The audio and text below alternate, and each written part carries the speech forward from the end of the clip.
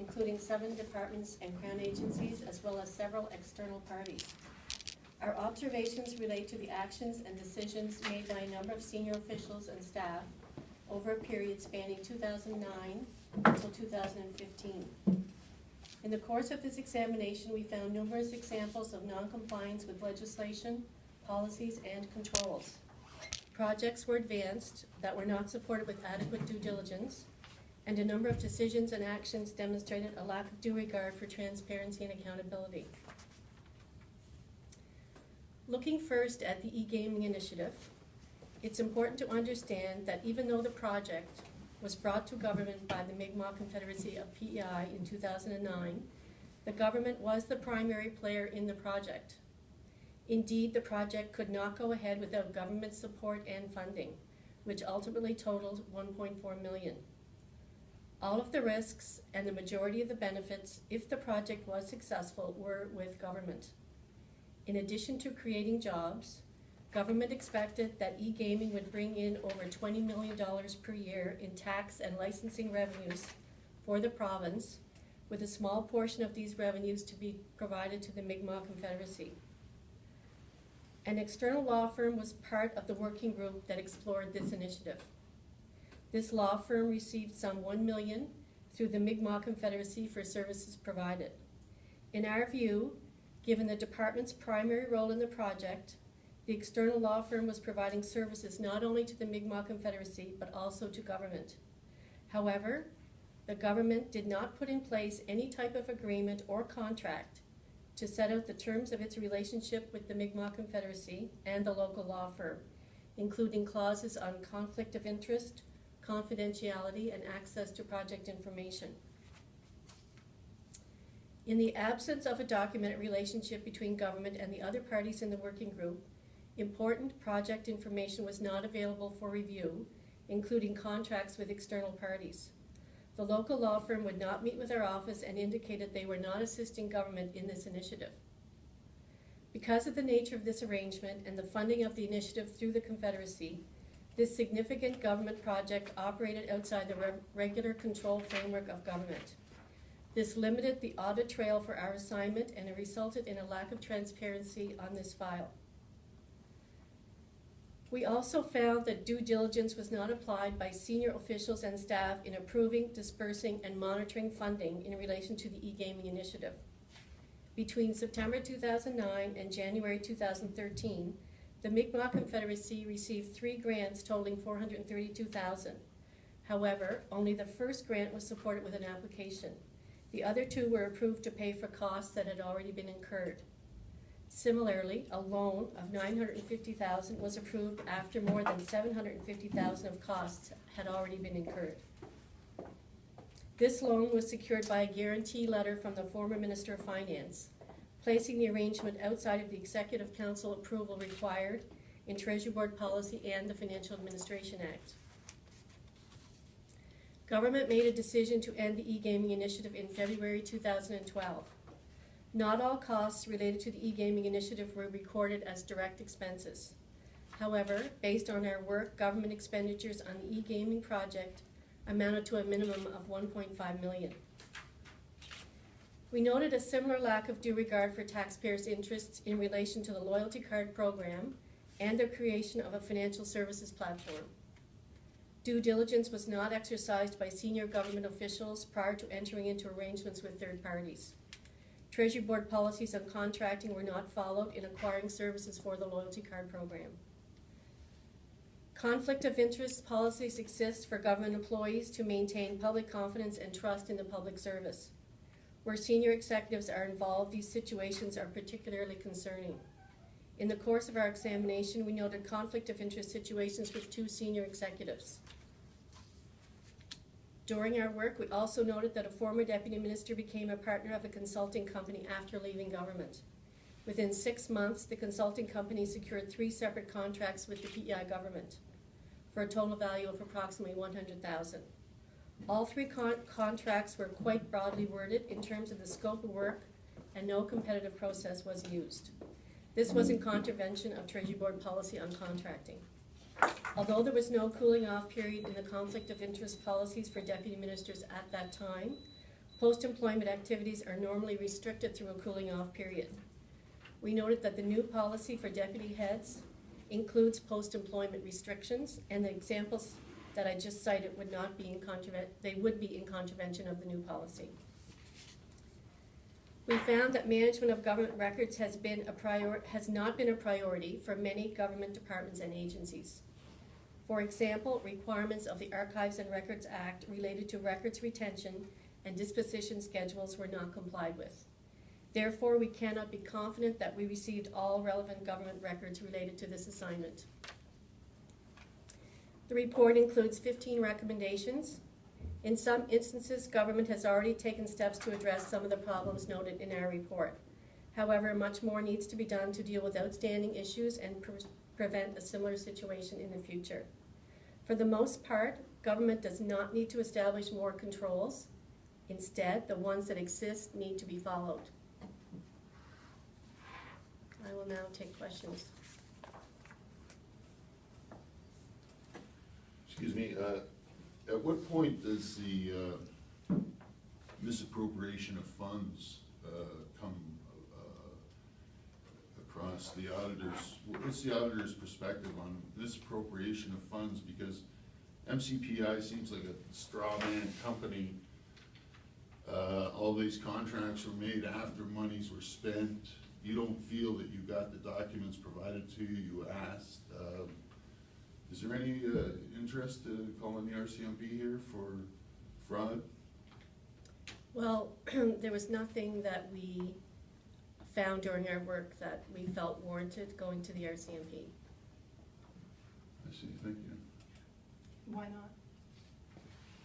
Well, there were a lot of instances of non-compliance with policies and controls, but not anything that was criminal, in our opinion. What about the withholding of evidence by the government itself? You're saying that you didn't get the documentation you requested.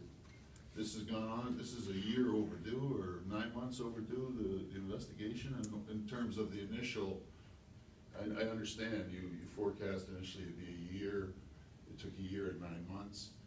Now you say you didn't even get the documents requested, and you don't think there's any warrant to call in the police? In our report, we indicate that there should have been a documented agreement at the outset of this initiative that would clearly outline the roles and responsibilities and clauses on conflict of interest and confidentiality and access to information.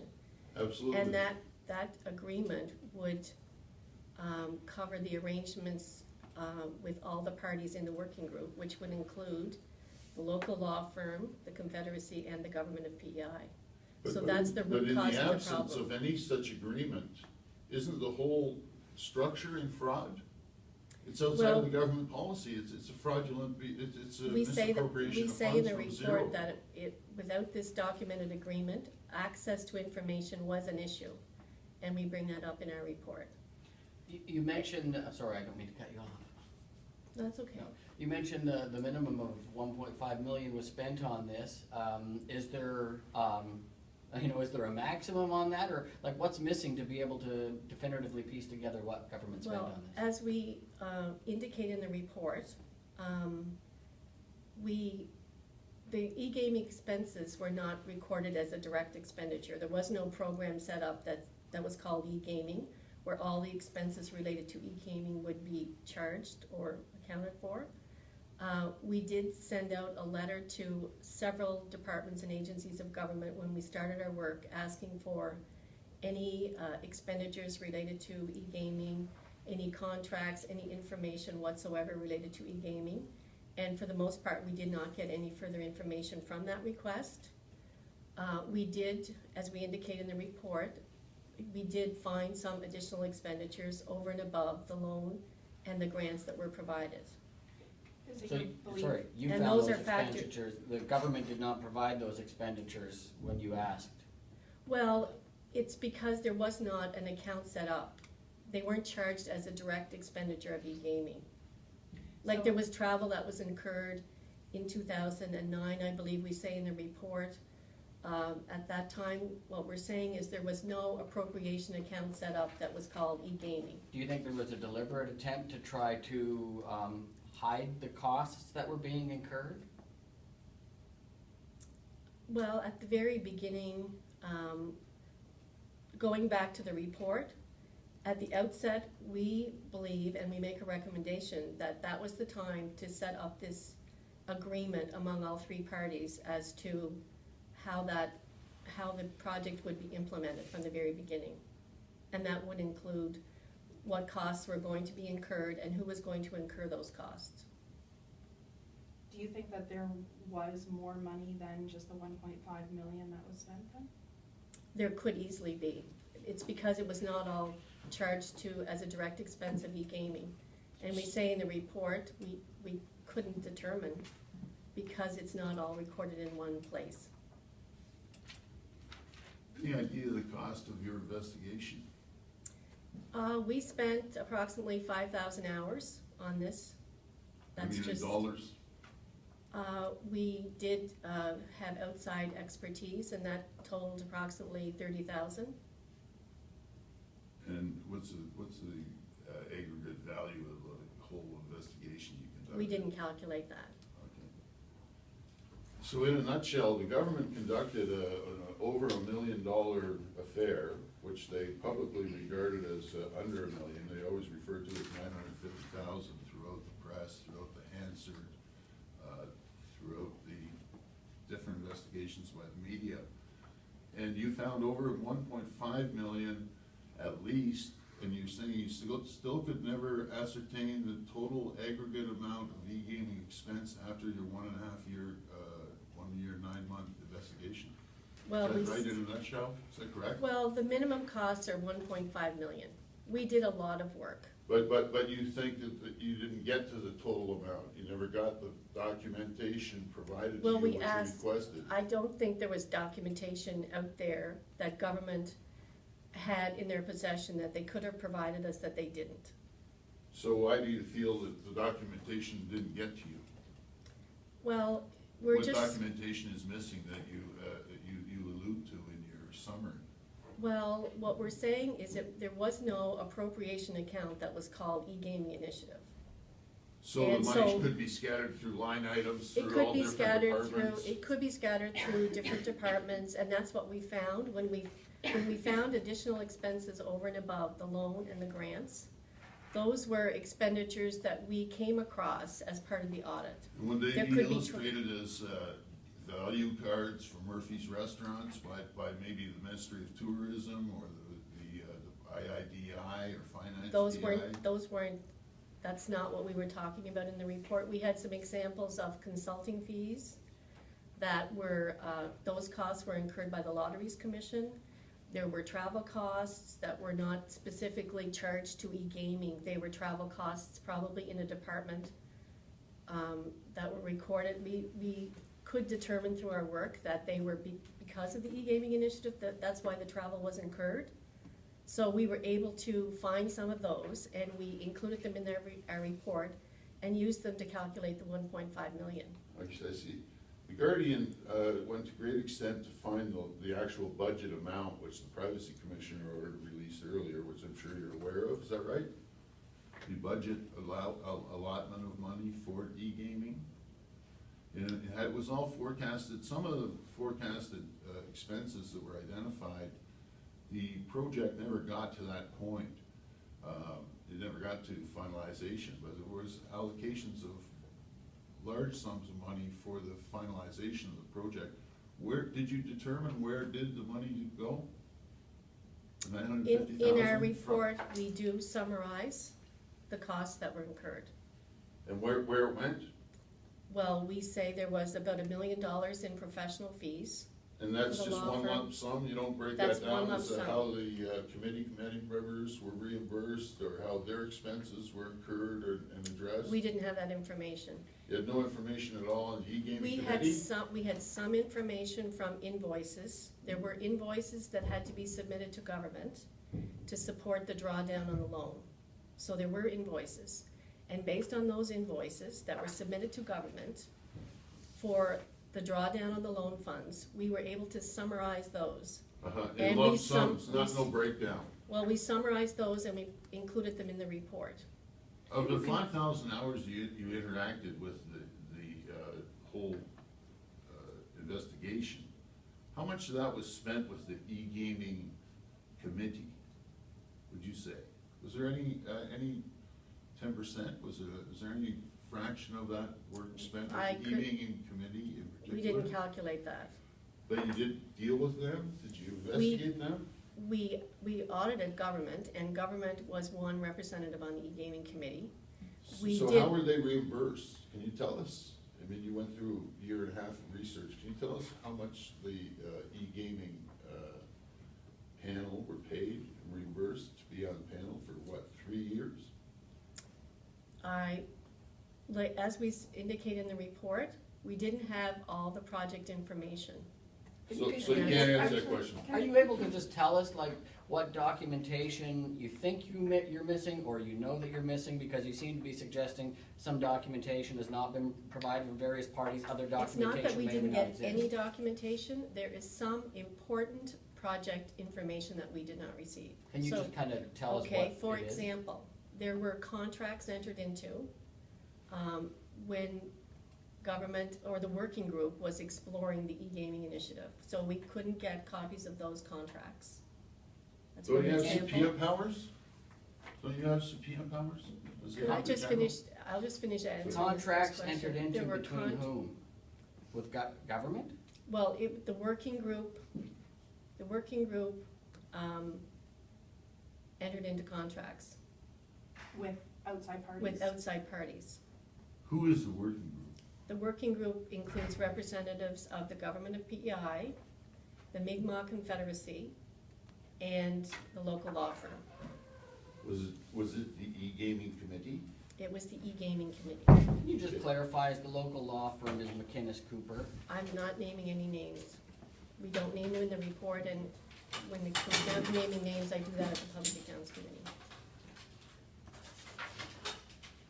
So back to the project information that was outstanding, there was, contracts is one example. We were advised there was due diligence conducted on CMT and Simplex, and we couldn't access that information.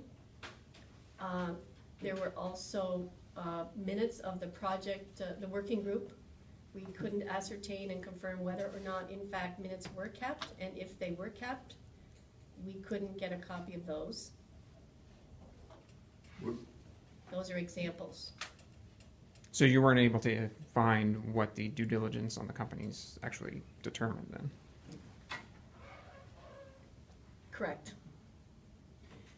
You mentioned in the report that you did try to get information from this law firm, but that they didn't comply with your investigation and you chose not to use your power of subpoena.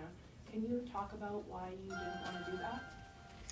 Well, as I indicate in the report, it could be a costly undertaking, and it could take quite a long time, and it could result in court proceedings. So rather than delay our report, we felt it was in the best interests of taxpayers and the members of the Legislative Assembly to report the results of our work and highlight the scope limitation.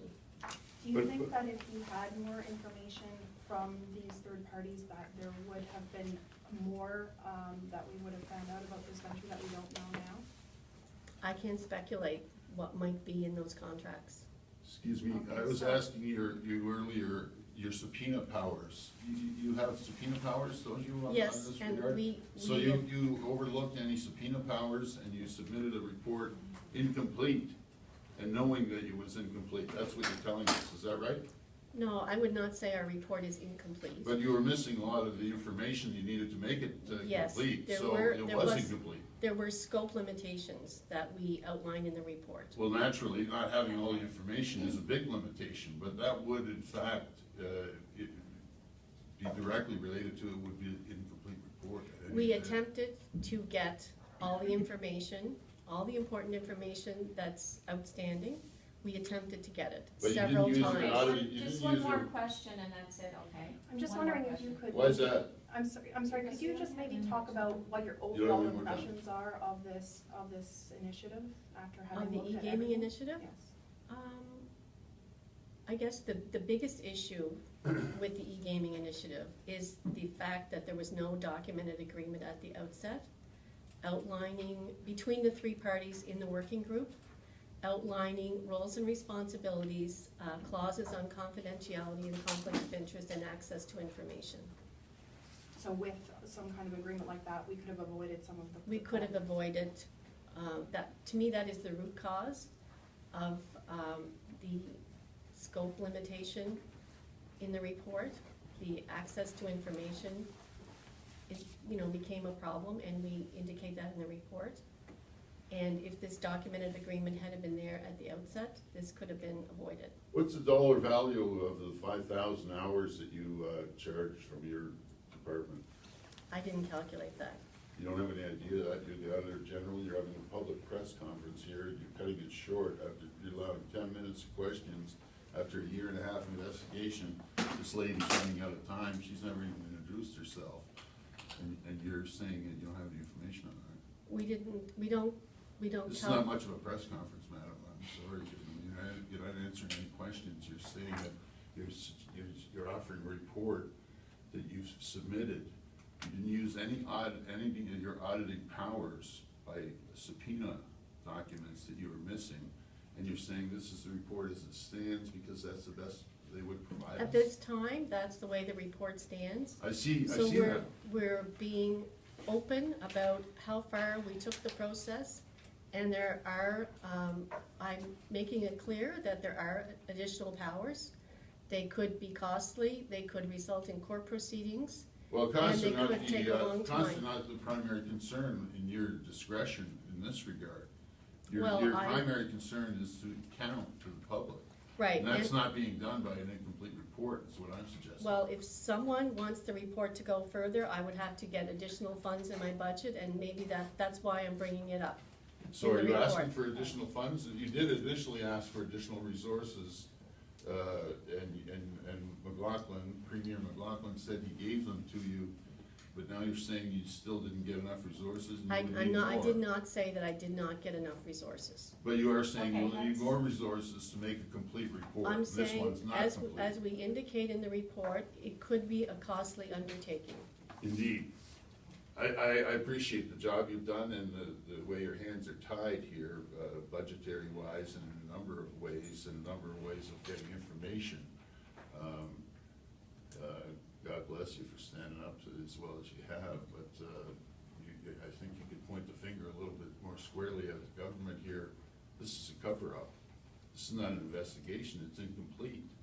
You gotta go back to work. We gotta find you the funds. The public's gonna wanna find the funds to get you to do your complete work. Thanks for your effort, though. That's 20 minutes.